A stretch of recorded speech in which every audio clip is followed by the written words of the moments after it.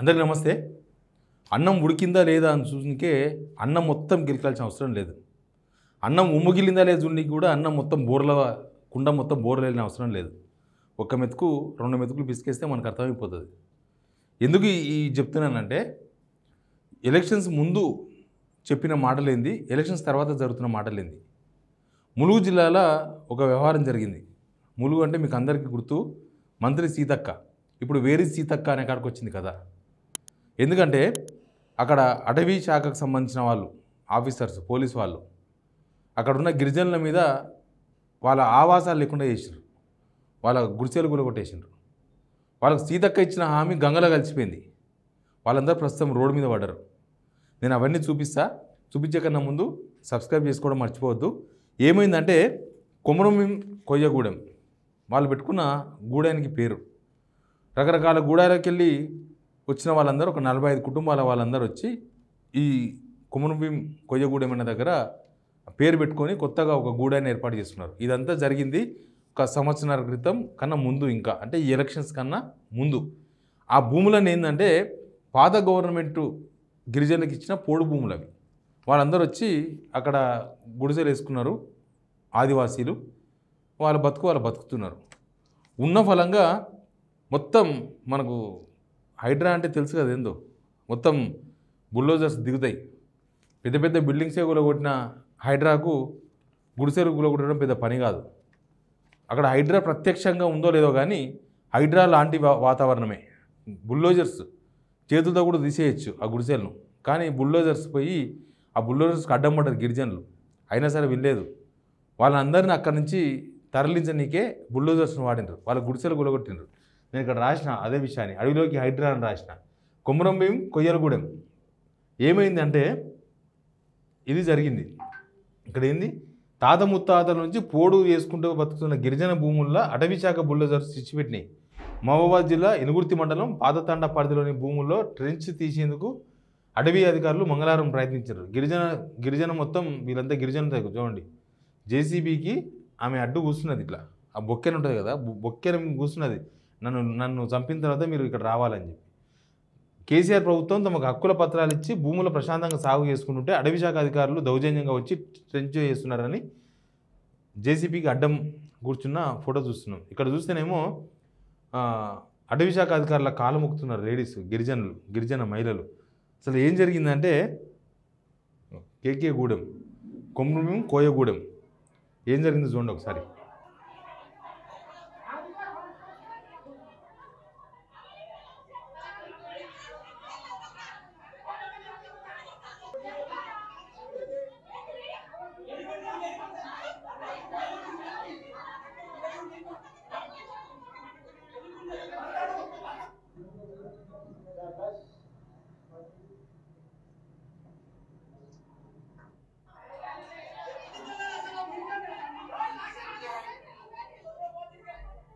కారం డబ్బా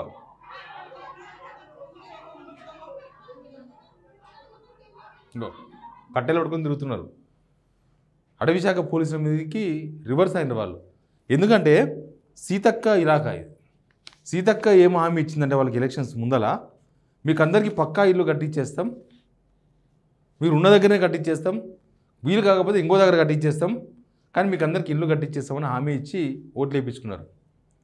కానీ అధికారం వచ్చినాక ఒక సంవత్సరాల వరకు కనీసం పక్కా ఇల్లు కాదు కదా, పక్కా గుడిసెలు కూడా వేయించాలి గవర్నమెంట్. వాళ్ళు వేసుకున్న గుడిసెలను విడవీకిండి పోయి 45 కుటుంబాల వాళ్ళు మొత్తం రోడ్ల మీద పడ్డారు. 11 మంది గిరిజనుల మీద పోలీసులు కేసు పెట్టినారు. అటవీ శాఖ పోలీసులు వాళ్ళందరి మీద కేసులు బుక్ చేసిండ్రు. అసలు ఏం చెప్పదలుచుకున్నారు సీతక్క అనే విషయంలో సీతక్క ఇప్పటిదాకా స్పందించలేదు. ఆమె గిరిజన బిడ్డనే. ఇక్కడ జరుగుతున్నది గిరిజన బిడ్డల మీద ఒక దాడి, వాళ్ళ బతుకు మీద దాడి, వాళ్ళు ఉంటున్న గుడిసెల మీద దాడి, వాళ్ళ జీవితాల మీద దాడి. వాళ్ళకి పక్క ఇల్లు కట్టిస్తామని హామీ ఇచ్చిన సీతక్క పత్తకలేరు. కనీసం అట్టెట్లా కూడా కొడుతున్నారు, మీరు కొద్దిగా టైం ఇవ్వండి, మేమే ఇల్లు కట్టించి తరలిస్తామని ఒక్క మాట కూడా మాట్లాడలేదు. అసలు ఇవేం మాకు సంబంధం లేదు, మేము చూడలేదు, తెలియదు, గుర్తులేదు, మర్చిపోయామన్నట్టు సీతక్క హైదరాబాద్లో ఉన్నారు. హైదరాబాద్లో ఆమె పని ఆమె చేసుకుంటున్నారు. కానీ ఆమె కాన్స్టిట్యున్సీలో, ఆమె జిల్లాలో జరుగుతున్నది ఇది వ్యవహారం. అయితే దీనిలో ఒక మతలబు ఉన్నది. ఛత్తీస్గఢ్ నుంచి భారీగా వలసలు మన దగ్గరకు వచ్చారు, చాలామంది గిరిజనులు వచ్చారు. ఆ ఛత్తీస్గఢ్కి వెళ్ళి దాదాపు ఒక 10,000 మంది వచ్చి ఉండొచ్చు అని ఒక అంచనా ఉంది. ఆ 10,000 మందికి ఇక్కడనే తెలంగాణలో రేషన్ కార్డులు ఇప్పించారు. తెలంగాణలో వాళ్ళకు అన్ని సర్వ హక్కులు కల్పించేసినారు వాళ్ళకి. వాళ్ళు కూడా ఆదివాసీలే. తాడ్బాయి, ఏటూరు నాగారం, మంగపల్లి, అటకెళ్ళి కన్నాయిగూడెం, ఇట్లా మొత్తం వాళ్ళంతా ఆ 4 మండలాల్లో సెటిల్ అయిపోయినారు ఎక్కడల్లో అక్కడ. వాళ్ళ దగ్గరికి ఎవరు పోరు. ఛత్తీస్గఢ్కి వెళ్ళి వచ్చిన ఆదివాసీలేమో మనకు ప్రియమైపోయినరు. మన బిడ్డలు, మన అడవి బిడ్డలు వాళ్ళు మాత్రం చేదైపోయినరు. వాళ్ళ దగ్గరికి ఎవరు పోరు. వాళ్ళకేమో సర్వాకులు కల్పించేసి, వాళ్ళకి రేషన్ కార్డులు ఇప్పించేసి, ఆధార్ కార్డులు ఇప్పించేసి తెలంగాణలో వాళ్ళేమో తెలంగాణలో అయిపోయినరు. తెలంగాణలో ఉన్న ఆదివాసీ బిడ్డలకేమో ఇట్లా కనీసం ఉండనీకే నీడ లేకుండా చేసిండ్రు. ఇందిరమ్మ రాజ్యం అంటారు కదా. ఇందిరమ్మ రాజ్యం అంటే ఉండనీకే నివాసం, కట్టుకోనికి బట్టెలు, తిన్నీకే రొట్టెలు, రోటీ మకాన్ ఔర్ కపడా, ఇది నినాదం. ఇప్పుడు ఏమైంది, రోడ్డు మీద పడితే మకాన్ లేదు, రోటీ లేదు, కపడా లేదు, మొత్తం రోడ్డు మీద పడిపోయారు. ఇప్పుడు కేసులు చుట్టూ తిరగాల వాళ్ళు ఇంత అఘాయిత్యం జరుగుతుంటే ఎందుకు ప్రభుత్వం స్పందిస్తలేదు? ఆ జిల్లాకు సంబంధించిన మంత్రి ఎందుకు స్పందిస్తలేరు? ఇక దీనికి ఎవరు బాధ్యులు? లేకపోతే వీళ్ళని ఆదుకునేది ఎవరు? గవర్నమెంటే. పోడు భూములు అవి ఆల్రెడీ గవర్నమెంట్ పోడు పట్టాలు ఇచ్చిన భూములు, అవి అటవీ భూములు కాదు. అటవీ భూములనే పోడు భూములు హక్కులు ఇచ్చేసిన తర్వాత అవి వాళ్ళు వ్యవసాయం చేసుకుంటారు. దానిలో ఆడపోయి వేసుకున్నందుకు వీళ్ళు అక్కడ ట్రెంచ్ కొట్టాలంట. ఇప్పుడు ట్రెంచ్ అంటే గుంత, పెద్ద కాలువ తీస్తారనమాట, అవతలికి ఎవరు పోకుండా దాటకుండా. ఈ అటవీ ఏరియాలో ఈ ట్రెంచులు పెద్ద కామన్. ఇప్పుడు ట్రెంచ్ కొట్టాలని చెప్పేసి వాళ్ళందరినీ అక్కడి నుంచి తరలించే ప్రయత్నం నడిచింది. వాళ్ళంతా ఎదురు తిరిగిండ్రు. ఇప్పుడు పోలీసులతో తుపాకులు ఉంటాయి, వాళ్ళ దగ్గరనేమో కారం కట్టెలు ఉన్నాయి. ఒక పెద్ద గొడవ జరిగింది. అంటే గుడిసెలు గులగొడుతున్నా వీళ్ళేమనొద్దు. వీళ్ళు అడ్డుకున్నందుకు వాళ్ళ మీద 11 మంది మీద, మొగోళ్ళ మీద కేసులు అయినాయి. ఆ ఇంటి యజమానుల మీద, అక్కడ వచ్చిన లేడీస్ పైన కేసులు అయినాయి. 11 మంది మీద కేసులు అయినాయి. వాళ్ళు నిజాలను రేపో జైలుకు పట్టించే అవకాశం కనిపిస్తుంది. ఎందుకంటే అటవీ చట్టాలు, ఆ సెక్షన్స్ కొద్దిగా హార్డ్గా ఉంటాయి. కానీ సీతక్క మాత్రం స్పందిస్తలేరు. వేరే సీతక్క అని అడుగుతున్నాం. హైదరాబాద్లో ఉండి కూడా స్పందించవచ్చు. గవర్నమెంట్తో ఒక్క స్టేట్మెంట్ ఇప్పిస్తే పోలీసులు వెనకపోతారు. కానీ స్టేట్మెంట్లు కాదు, ప్రభుత్వం నుంచి స్టేట్మెంట్లు ఇప్పించరు కాదు. కనీసం సీతక్క కూడా ఒక స్టేట్మెంట్ ఇవ్వాలి ఇప్పటిదాకా. ఆమె ఇచ్చిన హామీ నిలబెట్టుకోకపోవడం వల్ల కదా ఇది జరిగింది. ఒకవేళ ఆమెనే కనుక పక్కా ఇల్లు కట్టించిందంటే వాళ్ళు ఇల్లు కాదని చెప్పేసి గుడిసెలు ఉంటారా? ఇల్లు ప్రభుత్వం ఇస్తే వద్దు అంటున్నారు గిరిజనులు. ఏమన్నా వాళ్ళకి ఇల్లు కట్టియలేదు, వాళ్ళు గుడిసెలు ఉల్లగొడుతుంటే మాకేం తెలియదు అని చెప్పేసి హైదరాబాద్లో ఉన్నారు సీతక్క. ఈ విషయం మీద ఇప్పటిదాకా రెస్పాన్సిబుల్ ఉన్న మంత్రి అయితే, బాధ్యత ఉన్న మంత్రి అయితే స్పందించాలి కదా. ఒకవేళ అది గిరిజనులదే తప్పై ఉండొచ్చు, కానీ మీరు పక్కా ఇల్లు కట్టించి వాళ్ళు పోకపోతే వాళ్ళ తప్పవుతుంది 100%. మీరు పక్కా ఇల్లు కట్టియలేదు, ఇంత ఇన్సిడెంట్ జరిగితే కనీసం స్పందించలేదు కూడా. అంటే మాకేం సంబంధం లేదు, ఎలక్షన్స్ ఇప్పుడేం లేవు, మళ్ళీ ఎమ్మెల్యే ఎలక్షన్స్ ఇప్పుడు లేవు, ఆ సర్పంచులు, ఎంపీటీసీలు, జెడ్పీటీసీలు ఎవడో గెలుస్తారు, మాకేం సంబంధం లేదు. కానీ మా ఎలక్షన్స్ ఇప్పుడు లేవు కాబట్టి ఇప్పుడేం సంబంధం లేదు. అప్పటి వరకు మర్చిపోతారు అనుకుంటున్నారో లేకపోతే ఏమనుకుంటున్నారో తెలియదు.